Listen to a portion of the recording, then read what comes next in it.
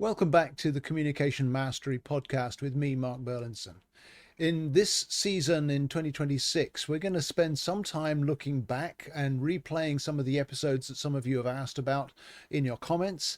And in between those, I'm going to be back with little snippets each week of helpful information that you can put into practice in your business, in your life, to help you grow your communication mastery. This week, I want to look at the situation that I find quite often when one of my listeners has to figure out, how do I step into a situation to bring change?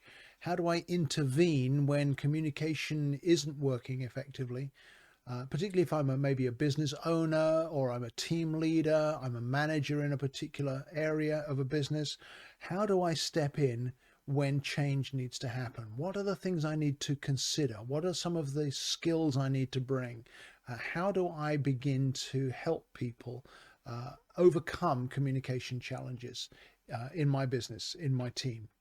And because my work sits at the kind of intersection of communication and leadership styles and organizational, operational effectiveness, what I think I should do is actually explain what I would do if I came in to try to bring change, and let you apply that to your own circumstances based on how I would operate or what I would recommend. Because when I come in to any team, whatever size, what my focus is, initially at least, is to look for ways to reduce the friction within the team and to increase the understanding, the communications understanding within the team, addressing how each one communicates by understanding them, but also helping them understand each other. If the communication can start to flow, it's a little bit like having enough oil in your car engine. When that's there, then the friction's reduced and everything runs more smoothly. But when communication is not working effectively, it's a little bit like you haven't had an oil change for too long, or your oil gets low. If you're not careful, the whole thing can seize up. And certainly you're getting much greater wear on that engine because of the lack of lubrication, because of the lack of oil in the system. So as you come in to look to bring change, those are the things I'd recommend that you focus on to reduce the friction and increase the understanding. And what that requires, this is what you're looking for in the team, what you're looking to begin to bring change to. There's got to be a change in assumptions from each person within the team, particularly from us as the leaders, us as the managers. We have to make sure we change our assumptions based on actual knowledge. But also we need to be able to adapt our expectations of one another and of outcomes in any setting, as well as our reactions to the challenges that we face. We need to be able to choose a different reaction that will bring a benefit rather than a reduction in success. And there's more to that, but those areas are probably enough to focus on. Those are the changes that are needed. So if you're going to change reactions and expectations and assumptions, what we're really saying is you've got to have some sort of skilled intervention. You've got to actually figure out beforehand, how can I intervene in a way that will change this? Because in those areas, change doesn't happen by accident. Change doesn't happen automatically.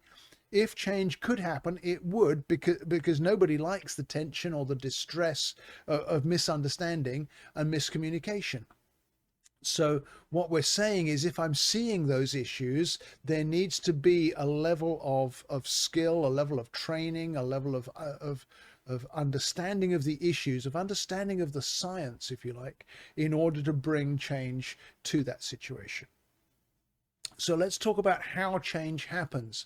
As you look to intervene in a difficult situation, in an area where there are communication challenges in a team, where there's friction in a team, the change always has to begin with self-awareness. You always have to be able to reflect to people, or help people to see their own styles, their own wiring, their own needs, their own priorities in a clear light. But also then from their own understanding of themselves, to then be able to see the difference between themselves and other people. very often it helps people to see, oh, this is why I don't get along with him, or this is why she has trouble with me. It's simply because we're wired differently. Once we recognize that our wiring is different, we realize that they're not being mean to me, or I'm not being unfair to them by being different. Simply accepting that we are different is a big step forward to being able to resolve a lot of the friction that we get within the teams. Once we can recognize others' needs and learn to adapt accordingly, then we're going to be automatically reducing distress reactions in our interactions. It enables healthier interaction between the people on the team. And then those team level changes can follow that individual insight. So you've got to start with the individual and then let it grow out to the team. It's kind of like you plant a seed and then watch it grow into a full-grown plant.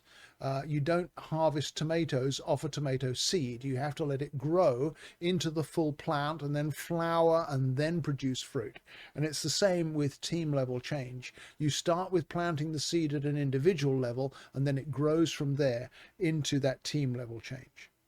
So if I were to come in to begin to help to tackle that kind of change needed scenario, my approach would start by avoiding boxing people into fixed types.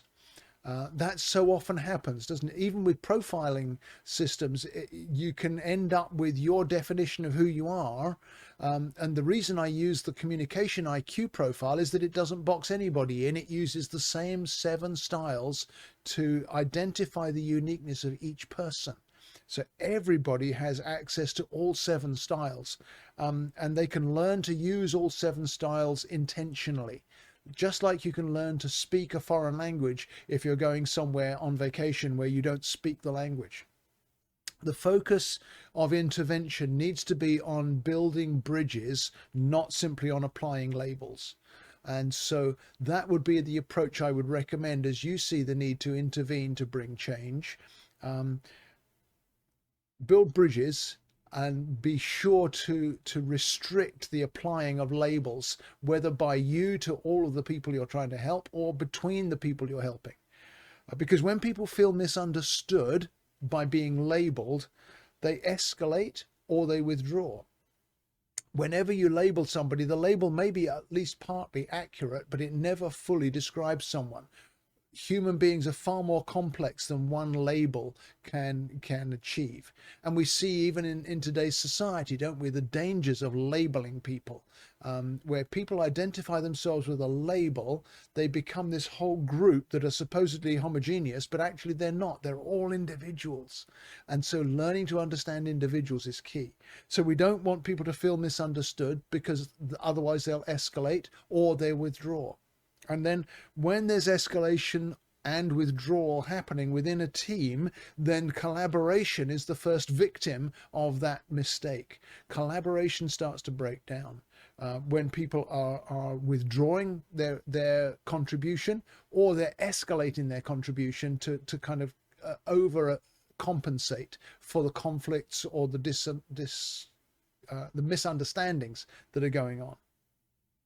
When collaboration starts to break down, then the team's going to experience errors in whatever their tasks are, whatever their goals are. There's also going to be tension within the team because of that lack of collaboration. So when we turn that around, and this would be your strategy as you see the need to intervene to bring change, first of all, we've got to focus on understanding those 7 communication styles, because that's what reduces the distress. Both I understand that my distress is not being caused by you directly as a malicious thing. It's simply a lack of understanding.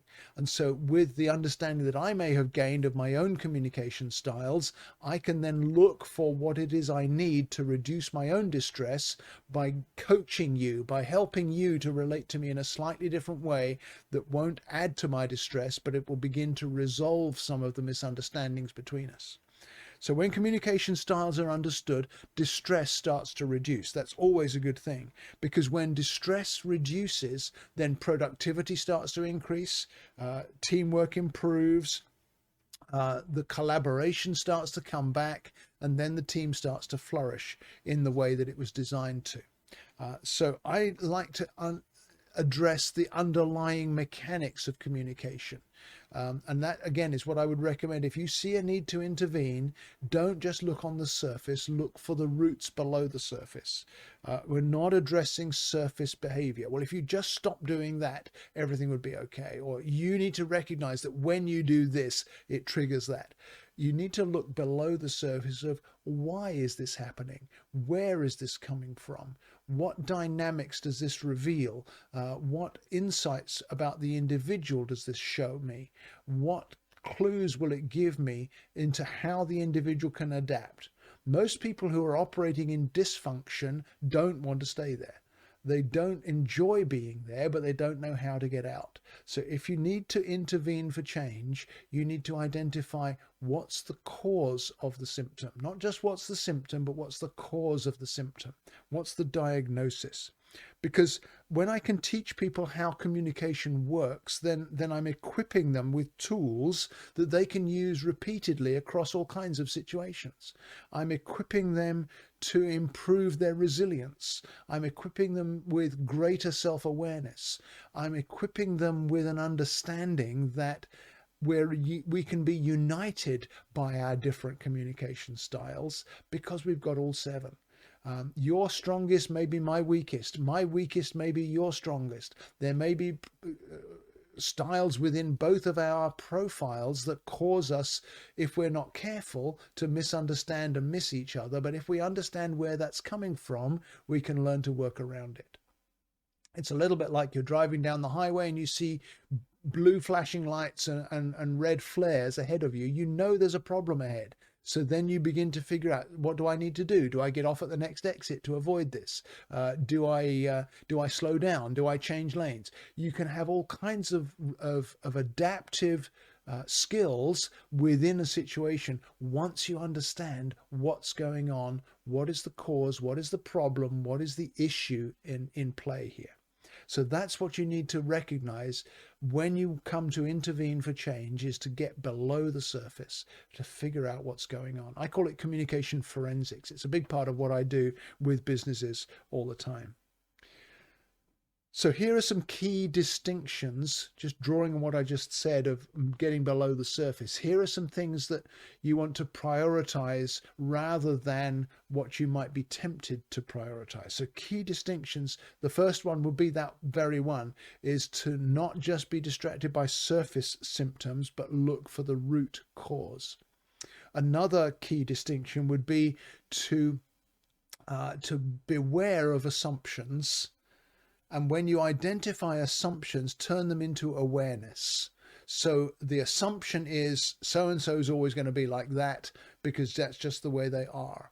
But awareness would say so-and-so comes across like that because ... And once I understand the why of why that person is like that, then I can begin to have awareness of how they're wired. And that may give me an understanding of a different way to approach them or a different way to connect with them. Another thing to focus on is that I said that escalation often occurs when there's a problem, but rather than insistence, we want to cultivate adaptation. So rather than becoming hardened into my way of this is the only way that I can relate to people, or this is the only way that this is going to work, we need to look for adaptive ways. We need to look at different ways to approach things. Just the same as saying, well, I'm on this interstate and it's going to take me to where I'm going. And the fact that there's a wreck that's closed the whole interstate is not my problem. I'm just going to stay on this interstate. Well, I'm going to get nowhere with that attitude.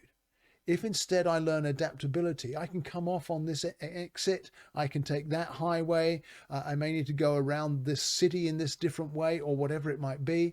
Yes, it's going to be a little more inconvenient, but it's actually going to get me to where I want to go, when staying on my one set path is not going to get me to where I want to go.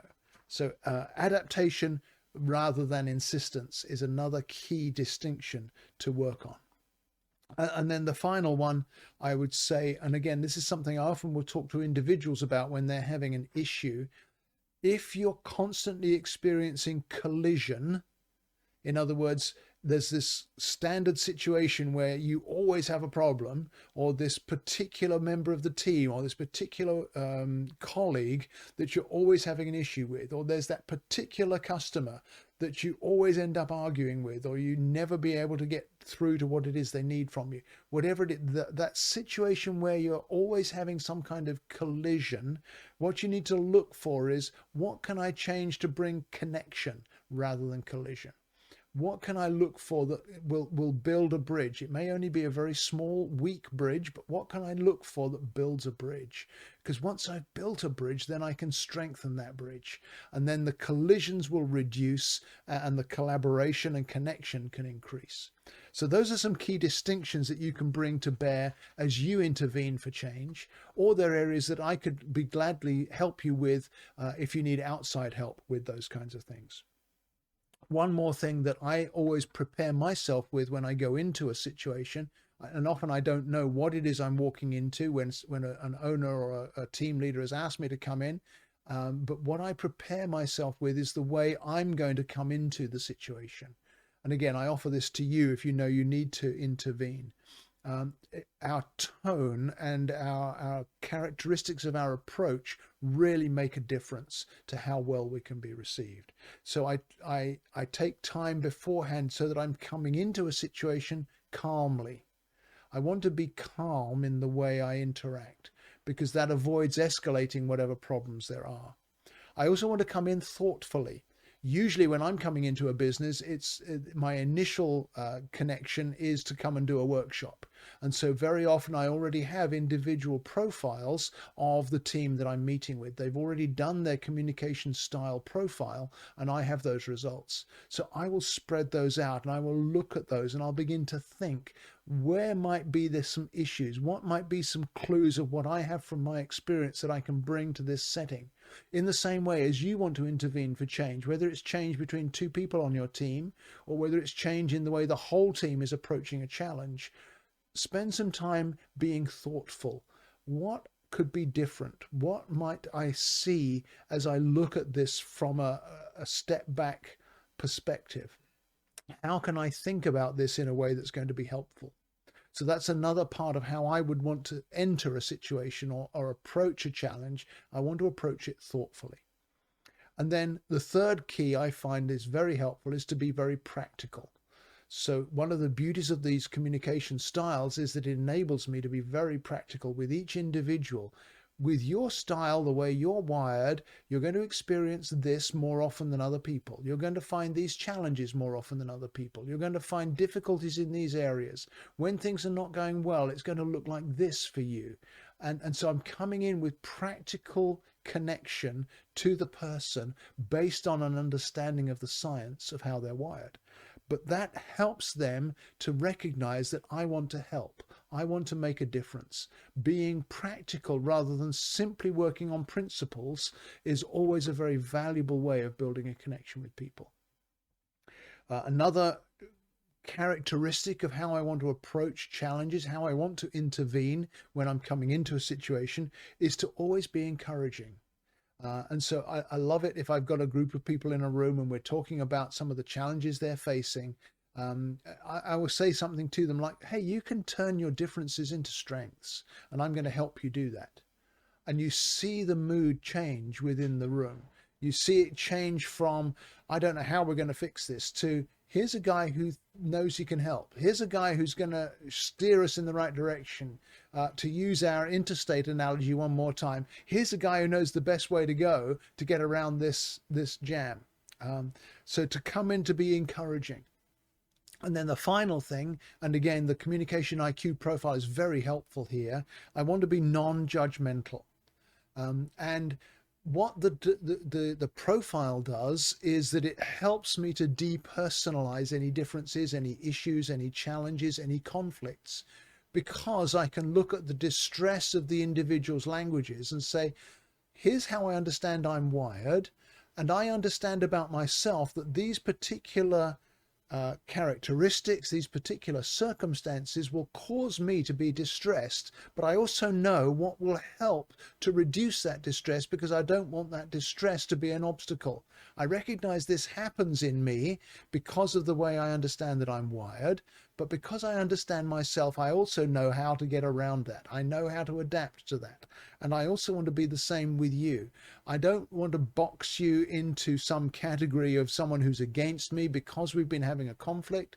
I want to be helpful to you. I want to see your distress as an invitation to me to make a difference. I want to see the challenges that we're facing as something we can overcome by digging deeper into understanding ourselves and each other, because I want to come to this with goodwill. I don't want to come to this judgmentally. I want to come to this with an attitude of resolution, an attitude of hope, an attitude of encouragement, an attitude of enthusiasm even, that because we're beginning to look at the diagnosis of our sickness, if you like, our communication sickness, as we look at the diagnosis, now we can develop a treatment plan.